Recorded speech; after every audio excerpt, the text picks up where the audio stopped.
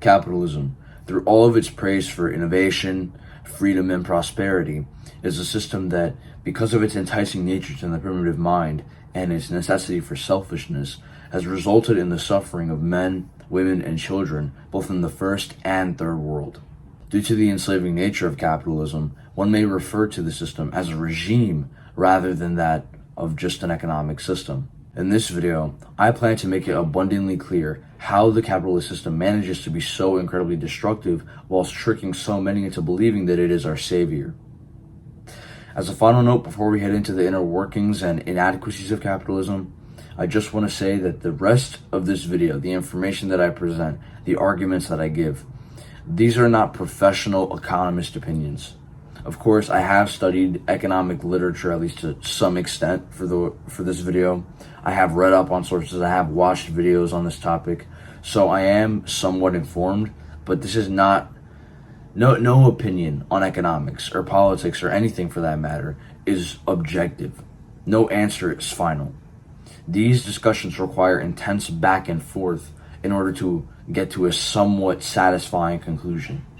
So please discuss in the comments with me, debate with me, and provide more sources. If you're a capitalist, provide your opinion. If you're a communist, provide your opinion. And if you're a socialist, provide your opinion, and so forth. With that, I believe that we're able to continue with the rest of this video. First, we begin with a short definition of what the capitalist system actually is. Capitalism can be most simply defined as the private ownership over the means of production and of profits. Capitalist theory states that because of its prioritization of profits, its lack of government intervention, its competitive nature, it creates innovation, allows for freer markets, creates freedom, as now the individual is in control of his or her business, and ultimately, it raises the standard of living and it improves the living and work conditions for everyone, the masses, in essence. Capitalist theory also states that since profit is the priority, and since economic growth is directly tied to the well-being of people, capitalism must be the best system, as more profit equals improved living standards for everyone. It also states that since the consumer is in direct control of which businesses prosper and which fail, only the most necessary of businesses survive, meaning that only those that improve the standard of living are the ones that make it to the top. Anything that isn't necessary, anything that doesn't bring anything new or doesn't bring any improvements to what it already is, they get filtered out. Ultimately, the condition of workers and of the individual improves drastically under the capitalist system, as the individual is in control of his or her own profits and his or her own fate, as well as his heavier influence on the market, and ultimately the economic prosperity of a country. As we get deeper into this video, I'll give critiques on specific capitalist systems, such as that of stakeholder capitalism, as well as potentially a few others. Firstly, let's address the issue of corporations. The corporate company is no doubt one of the, if not the biggest issue with capitalism, due to how exploitative they are and how much authority they amass as time continues. Due to the notion capitalism brings with it, the notion that profit should be prioritized above all else, corporations end up doing whatever they can to boost their influence and earnings. This means that in every scenario, companies end up choosing the most profitable option over the most ethical option. This is especially true when times of crisis roll around and the company is at risk of a collapse. Instead of focusing on remaining ethical, as that would be more costly and would likely result in the collapse of the company, the corporation instead focuses on cutting jobs, sourcing material from unethical sources, cutting wages, moving operations overseas in order to spend less money on work conditions, employees, and etc. The point is, when a company is in trouble, it becomes exploitative out of a necessity to survive. This is not even mentioning the exploitation of people through their products alone, which are often designed to be addictive so you can keep coming back for more and more and more. These same corporations amass so much influence because of the profit they make that they inevitably end up having influence in the political space. Policies are made in accordance to what the companies need and request. Societies are molded by the technology they create, and we are thus forced to interact with it more and more as society pushes forward. This is again another big issue with corporations. Eventually, inevitably, we become forced to interact with their technologies, and thus we become increasingly dependent on the decisions of a CEO in a company rather than that of our own community. This is largely in part due to the power to produce brought on by the Industrial Revolution, the single driving force in the creation of these corporate companies. Because of the Industrial Revolution bringing about the ability to manufacture endlessly over and over again, the creation of the corporate company, and furthermore, the indefinite expansion of the corporate company was basically ensured. The ability to produce as much is also in part what led to the corporation's ability to become so exploitative. They can simply produce more and more and more as long as they have enough available capital to source everything, which they do and always will, because they're often bailed out during times of crisis, and they're always making more and more profit because we're forced to interact with them. The corporate machine will always hold influence over the political space due to the amount of influence they have over the world. We see this with the WEF. In 2019, the WEF and the UN signed a public-private partnership agreement, which, as discussed in my video Weeding the Revolution, results in some of the most powerful and controversial corporations in the world having direct access to the UN. This privatization of democracy will continue and will not stop unless the people forcefully intervene and overthrow the corporations who are attempting to steal this democracy and steal this freedom from us. Next, let us confront the argument that capitalism is the sole reason that freedom exists, or that without capitalism, there is no freedom. Many capitalists will argue that in any other system, freedom is non-existent due to the amount of power that the government holds. Without capitalism, there is no personal property. There is no autonomous decision making. There is no happiness, no anything, just suffering. Here we will ask two questions. One, is there true freedom in the capitalist system? And two, is freedom unattainable in a non-capitalist system? Answered simply, no. We don't have true freedom under the capitalist system. The middle to low class have pretty limited freedom and autonomy, as most of their time is focused on working to create more profit so they can cover life expenses and bills. We end up sacrificing our own psychological well-being in order to create more profit so we can afford to live. Some may attempt to argue that you can simply start your own business, but fail to consider that these businesses are usually stomped out by the bigger corporates or are crushed by economic recessions and pandemics, events outside of our direct control. You cannot even leave the system, as in order to leave it, you must first participate within the system to earn the necessary capital so you can purchase the land, the resources, and etc. When you're working, the workplace is never in the hands of the workers. You are never in full control of your labor. You are told what to do, how to do it, when to do it, and you're susceptible to being fired at any given moment for any given reason that your boss or manager sees. Sometimes there may not even be a reason at all. In a system that requires you to participate in it in order to leave it, there isn't true freedom. This isn't even mentioning the fact that the majority of people don't get to leave at all, due to the fact that economic factors such as recessions or inflation are keeping them in a constant loop of the rat race. Children born into the system are usually indoctrinated into taking the same path their parents took, and thus usually end up in the same predicament. In short, although you may have the legal freedom to do something, that doesn't necessarily mean that you're free to act upon it. The restriction of freedom under the capitalist system is not a legal one, it's a circumstantial one. We must now combat the myth that freedom is unattainable in any other system other than capitalism. Let us first discuss the intervening of other countries that aren't capitalist, done primarily but not solely by the United States. The CIA has a lengthy history of entering foreign countries, specifically that of Latin America, and organizing the spread of propaganda and coups in order to overthrow the current government. The CIA themselves often admit to this within their own documents. Take Chile, for example. During the 70s, Salvador Allende, a socialist politician, was elected. During his presidency, the country saw economic growth, lowered unemployment rates, lowered inflation rates, increased worker wages, and the people were quite content with his presidency and what he was doing for the country. The US saw this and feared that the ideology Allende was pushing would bleed into the Western populations. So, they did the only logical thing: stage a coup to overthrow the president. This project led to the bombing of La Moneda, a long-standing symbol of democracy within the country. Allende, refusing to be captured, delivered a final message to the Chilean people and was killed by the coup plotters. This was a socialist president the people liked. From him emerged a period of better living conditions and more freedom to the people. Yet, because he threatened the Western way of being, the capitalist way of being, he was killed. Capitalist America, when it sees that communist or socialist parties are succeeding in other places of the world, it intervenes and destroys those parties before they can spread their influence over to the West.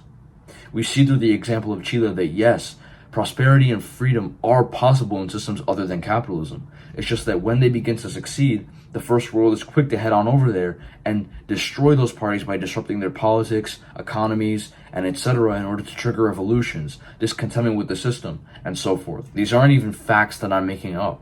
The CIA themselves has admitted to being involved in foreign affairs multiple times in declassified documents, only released because of the Freedom of Information Act.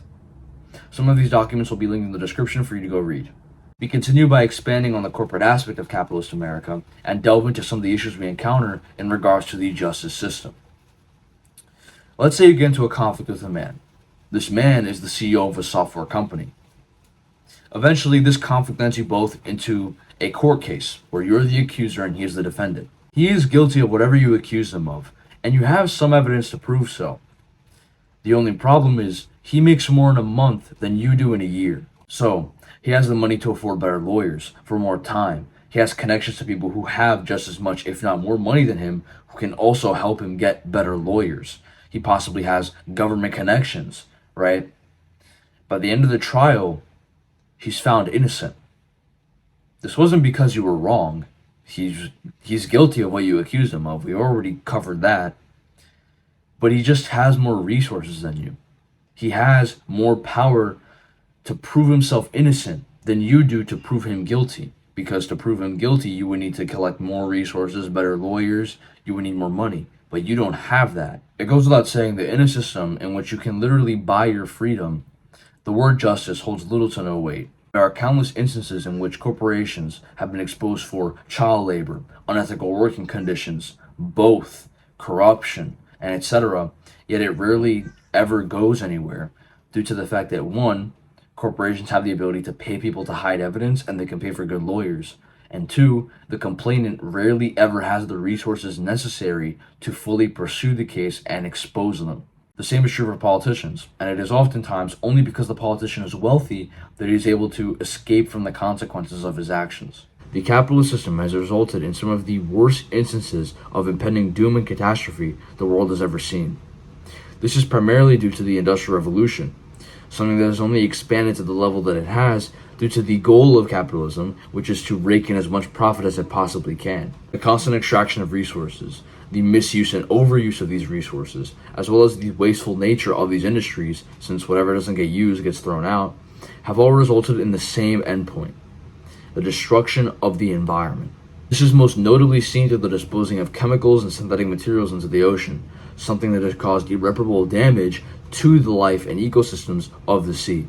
Not only that, but these synthetic materials leach into our foods and water and end up in our bloodstream, lungs, and even in places like the placentas of unborn babies and in the breast milk of mothers. Keep in mind, I'm not even mentioning the rising sea levels, burning forests, deforestation, and so on. The negative effects of industrialization also extend into our psychological well-being as a consequence of environmental destruction. Humans, as products of nature, are designed to connect, love, and understand nature. Attempts to disconnect ourselves from this process, or the forceful disconnection of the individual from this process, results in greater stress, higher emotional response, lowered self-esteem, less philosophical and intellectual wealth, and so on. We've also seen the Industrial Revolution's extraction and overuse of resources, both within the US and Europe, as well as the Third World. This overuse of resources has resulted in an environmental instability, which thus prompts us to experience more forest fires, heat waves, rising sea levels, the extinction of species, specifically those prompted by the Industrial Revolution, and so on. The capitalist society, in an effort to create the most amount of profit possible, as required, must be on a constant mission to expand. This is because if a company stays in one position for too long, it is taken over by its competitors. Therefore, companies must be on a constant mission to continue expanding their business at all costs, assuming they want to succeed. Inevitably, the need for expansion leads to a lack of resources in one single location. Companies cannot continue making profit if there are no resources to fund that profit, so to speak. Companies see this and they decide that they're going to have to choose. Either they stop making profit and they allow their competitors to take over, or they stretch their operation overseas and they continue making profit. Which option they pick is essentially guaranteed to be the latter every single time. Within these developing countries, corporations take full advantage of the looser health regulations, looser work regulations, the lower wages, and so on in order to skyrocket their profits. Sometimes they don't even pay their employees, and sometimes their employees are children. We see this with Amazon, a company that has amassed multiple child labor accusations. To name a few more corporations that are famous for their exploitation of the third world: Walmart, Nestle, ExxonMobil, Vanguard, BlackRock, Coca-Cola, Monsanto, and so on. All these companies have gained their level of influence through the exploitation of the developing world. Even the most ethical of companies, once they reach a certain point, they will arrive at the same crossroads, and once again, they will choose the latter option every single time. And let's say in a hypothetical situation where the company doesn't need to expand overseas, an online service-based company, for example, it would still have to exploit you, the worker, in order to make some sort of money for the company, as well as the CEO, to survive. To simplify, your labor generates profit for the company. You are never paid the full value of this labor, as the company would break even every time and the CEO would not be able to feed himself. Therefore, the CEO always pays himself more than he deserves and pays you less than what you deserve, and thus he ends up making more money than the worker does, even though he's not the one producing. This, as obvious to most, if not all of you, at least I imagine if you're watching these types of videos, is exploitation. Your labor is being under-rewarded, while the guy who doesn't even produce a quarter of the value you do for the company gets paid double, triple, quadruple the amount you do in a month. Even if the amount you're being paid seems like a generous amount, possibly even more than what you're deserving of, it never is. The amount that you produce for the company is always more than what you're being given. One may say as a retort, well, yeah, how would a business make a profit otherwise? Exactly. How would they make a profit? This is exactly the criticism that most socialists give capitalism. A system that is designed to thrive on exploitation is destined to fail. It results in the wealthy getting wealthier and the poor getting poorer, as the wages of the poor can't keep up with inflation rates, and the rich get rich no matter what cycle of the economy is going through, be it a crash, a recession, or a boom. Sure, the economy itself may be better, maybe, but the majority of this wealth is distributed amongst a few wealthy people who don't really care about making the country better. The economy grows, but the living standards don't. Even if you consider the fact that for most people, the living standards are better in contrast to other countries, it is nowhere near what is possible. Matter of fact, most of the tribulations that the developing world goes through is a direct consequence of corporate exploitation of that same place. In conclusion, the exploitation of workers in the developing world is not only common, but necessary for the development and expansion of capitalist societies. Capitalism and its counterparts must be judged like and like. It isn't fair to judge one theory based on its theory, yet the other theory based on its real-world consequences and its actual applications. You must judge them on equal playing fields. So, let us very briefly discuss why capitalism as a theory still doesn't work. As stated many times before, capitalism as a theory states that because of the prioritization of profits, the economy grows, and when the economy grows, the well-being of the masses improves. Ignoring the obvious falsehoods of this statement when observing reality, as we're just judging by theory here, the assumption that money just magically appears in its corresponding position seems pretty baseless. Also, for a system that is supposedly built on selfishness and greed, as Adam Smith made his quote about the baker and the brewer, how we rely on their self-centeredness, why would this money that the businesses produce go to anything except the business and the business owner? Why? They wouldn't have any incentive to do that. It doesn't make them profit, so why would they? Right? I understand that you could possibly say that, oh, well, the business itself is the productive force, right? That's the thing that's helping society, and so it makes sense that they support that business. But what about things like hospitals, things that aren't privately owned, things that shouldn't be privately owned? Because then one single entity would be making money off the suffering of people, and then we get into like a whole exploitation rabbit hole from there. So what about those organizations? They don't benefit from donating to those, and well, that's why we see the majority of them don't. But the point that I'm making here is that capitalism, as much as it says that, yeah, selfishness is, we can use it productively, it provides no incentive to actually use that selfishness in a way that's productive. Now, the wealthy minority sees this outcry of the people to change and to do something in regards to the destruction they've caused to both the people and the planet. And so they attempt to peddle us some solutions. These solutions are nothing more than temporary solutions that often just circle back into what once was in the span of a few decades, possibly less, more likely than not. There are two main examples I'll refer to regarding this: ESG systems and stakeholder capitalism. ESG systems are not a new thing, with origins of the term ESG coming up in the 50s and 60s. However, in more recent times, companies like BlackRock have become very heavy proponents of this system, claiming that it will help us achieve sustainability to new heights and that our environmental disaster will be mitigated, possibly even solved, through ESG. The term stands for Environmental, Social, and Governance Score. It attempts to make companies more ethical and sustainable by ranking them based on their environmental practices, their work environment, and etc., releasing those scores to the people, and then allowing the people to choose the higher rated company. This, in theory, means that people will only choose the most ethical companies, and so companies will have more incentive to act ethically and sustainably. The issue here is that ESG systems do not work in the slightest. They don't rank companies based on sustainability. I speak about ESG systems in a previous video, We Need a Revolution, but I'll provide some examples here as well. BlackRock has an ESG rating of 18.2, meaning they have a low ESG risk and they're considered sustainable. However, BlackRock is among the top 3 biggest investors in ExxonMobil, as well as being a big investor in big oil in general. Nestle received a ranking of 27.3, a medium risk to ESG. This is one of the more ironic examples, as Nestle is one of the most anti-ESG companies on the planet, not just by their actions, but by their statements. They have an extensive history of stealing and reselling water, of using child labor to farm their cocoa, and selling infant formula to developing countries where unclean water and poor nutritional contents of the formula resulted in sick, malnutrition kids.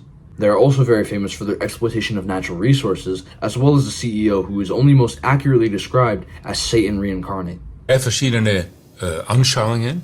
Die eine Anschauung, extrem würde ich sagen, wird von einigen von den NGOs vertreten, die darauf pochen, dass Wasser zu einem öffentlichen Recht erklärt wird.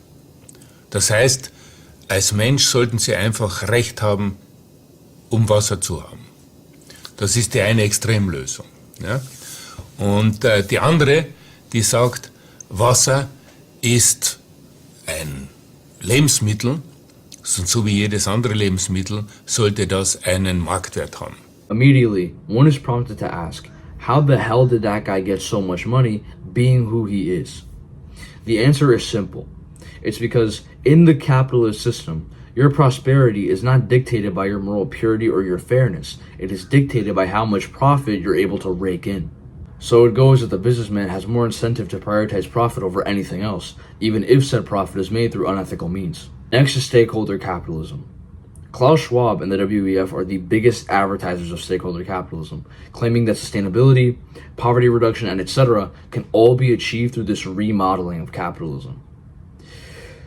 Currently, we have what is called shareholder capitalism, which, in its most basic of definitions, is when a company only prioritizes maximizing profits for itself and its shareholders. Stakeholder capitalism argues that no, this is wrong, and says that instead we should focus on redistributing wealth to all the stakeholders, aka everyone who helps build up the company to what it currently is. This all sounds good on paper, but like all ideas, theory doesn't translate into reality.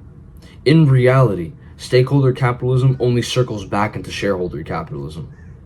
This is because when a corporation has to distribute wealth amongst all of its stakeholders, which mind you involves environment, so they're spending even more money redistributing wealth, they have to cut into their own profits at some point in order to continue doing so. Eventually, they come at a crossroads.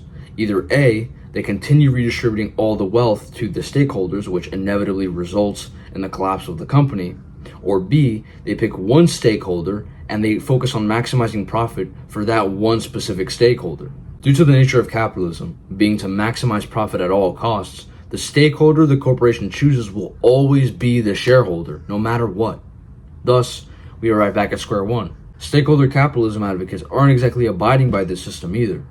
Amazon, a company claiming that this system was the way forward, is notorious for their shit work conditions, their low wages, their verbal abuse towards employees, their child labor, and so on. If we follow this model, we end up following a cycle that looks something like this. We have shareholder capitalism. People don't like it. Corporates go, okay, stakeholder capitalism. We try it. It fails. We go back to shareholder capitalism. People don't like it, and so forth. Needless to say, I believe it's pretty logically sound to say that we shouldn't leave the solutions up to the guys who benefit from the problem. Finally, we discuss potential solutions to this problem of exploitation. You're probably thinking I'm going to say socialism and then link you to the Second Thought YouTube channel and leave it at that. Although I will talk about socialism, it is not the only thing I want to discuss. Namely, I want to talk about global politics before anything else. Global politics can never work, at least not with our current level of intelligence. When you have politics on such an enormous scale, we run into a few issues. Firstly, it takes too many people to influence political change. If you have a local town, for example, only a few hundred, maybe 1,000 people are needed to influence political change. When it comes to a nation, however, the number of people required to influence the government even a little bit is up in the 100,000s. Getting changes made becomes increasingly difficult with such a gigantic political space. Not only that, but tensions between nations do not allow for political change, at least on a mass level, to occur. For example, if the US undergoes a socialist reform, there will be a transition period of weakness. This period of weakness will be utilized by the Russians, North Koreans, the Chinese, and etc., the world superpowers, in order to take over America and install their own regime. On top of that, nations continue developing deadlier weapons as time goes on in order to stay afloat and avoid being taken over themselves. Thus we arrive at the present era, where now a president from the other side of the world can launch a nuke and kill millions of citizens in an effort to take over. We should do our best to denationalize in a collective way. What I mean by this is that the ideal solution would be for all nations at the same time to transition from global politics to local politics. Within a nation, politics are much harder for the people to control. This is why we see the failure of so many implemented systems. Politicians are closed off, we don't know what they're doing, and systems are too complex. Therefore, we must revert to something simpler. Local politics have shown us that through smaller communities come systems that actually work. For example, the Native Americans lived among very socialistic policies, namely the Haudenosaunee tribes. These socialistic policies were successful and led to the Native Americans being able to thrive for centuries, not so much because socialism in and of itself was a success, rather because the politics were local. When changes needed to be made, if a system was implemented and it didn't work, changes could be discussed and made nearly instantly. Many will argue that, but if there's local politics, there's no exports, and there's no imports, and I can't get my paprika from India. But, firstly, this isn't true, and secondly, even if it was true, it's not that big of a deal. Just because we don't have presidents of the nation doesn't mean that we close ourselves off to international trade. This trade would just occur amongst local communities rather than countries. For example, instead of X country trading with X country, it would be X state or X community trading with X state or X community. Local politics does not state that we totally close ourselves off from communities both within and without of our immediate area. It simply states that we organize smaller, closely knitted communities that are responsible for their own problems instead of getting together a whole nation and hoping for the best. Let's say we did close ourselves off. This wouldn't be that big of an issue. We've lived off the local vegetation and animals for centuries, and once again we can cite the Native Americans as a prime example of this. Of course, this is a very idealistic approach to society, and if possible, it would take centuries to achieve and sustain this.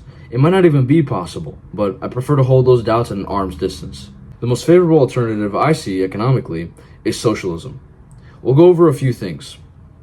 Socialism in theory, socialism in practice, and potential problems with socialism. Socialist theory revolves around the idea that private property should be abolished and that the workers should be in control of their own means of production rather than that of a boss or manager, i.e. someone who doesn't know what the people need and is disconnected from the work environment. All the bosses do know is whether their company profits are shrinking or growing. Socialism can be most simply defined as the workers controlling their work and nobody else. Socialism in practice has not only shown that it can work, but that for the most part, its failures are caused by capitalist intervention within these countries. Chile during the 70s is the most famous example of this. Salvador Allende, as previously referred to within this essay, was leading a successful socialist democracy up until the CIA went and left it in ruins.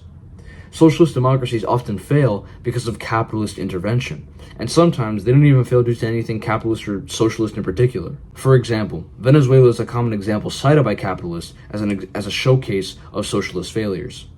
Venezuela's economic collapse was caused not by socialism, but by a drop in oil prices, something the country was literally dependent on. I am not intending to ignore the fact that socialist countries are not perfect and that they certainly do have their issues, but let's not sit here and pretend that capitalist countries aren't failures. A system where a multi-billionaire and a family who can't feed themselves coexist within the same country is not one that works. Not only that, but India, one of the poorest countries in the world, is capitalist. Even China is only really communist by name, as China is, quote, the result of its embrace of a market economy and private enterprise, end quote. That's a quote by Wei Jianshan, an economist who grew up in China during the Cultural Revolution of the late 60s. Potential issues with socialism stem from the fact that it allows one single authority to amass all the power and, goes without saying, lead a authoritarian leadership. However, I believe that this argument misunderstands socialism. Socialism does not say, let's give the power to the government. It says, let's give the power to the people in order to decimate the ruling class and give equal opportunity for prosperity and success amongst all individuals. I like to close off with a reminder. The goal of this is not solely to destroy capitalism. It is to destroy industrialization and corporatism. We must focus on social issues and social issues alone. We must focus on creating a society in sync with nature. I'll be creating a video on the ideal society soon enough. With that, give me your criticisms below. Please let me know what you agree with, what you disagree with, engage in debate with me, and I'll see you guys in the next video.